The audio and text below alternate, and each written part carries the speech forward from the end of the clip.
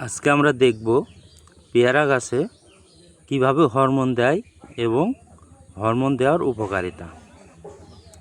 এ হচ্ছে হরমোন, এটা হচ্ছে 2 লিটার, অর্থাৎ প্রতি লিটার আমি এই 2 লিটার দেব 250 গাছে, অর্থাৎ প্রতি গাছে দেব 800 গ্রাম করে দেব। তো চলুন দেখি কিভাবে হরমোন দেয়। হ্যাঁ, আমরা গ্লাস মেপে 1 লিটার ঢেলে নিয়েছি। এই যে গুলায় নিয়েছি, একটা বালতিতে গুলায় নিয়েছি এই গ্লাসে করে, গ্লাস পরিমাণ। এবার প্রতি গাছের গুলায় এরকমভাবে 3 জায়গায় খুঁচিয়ে দিয়েছি, যাতে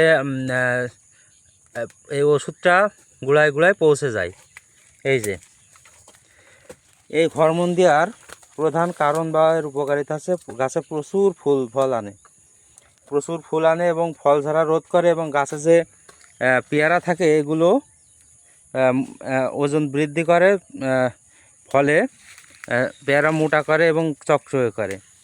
দীর্ঘ সময় ফল দেওয়ার পরে যখন গাছ হয়ে পড়ে, অনেক সময় দীর্ঘদিন ফল দেওয়ার পরে গাছ অনেক সময় একটু ঝিম মেরে যায়, অর্থাৎ ফুল ফল কম আসে।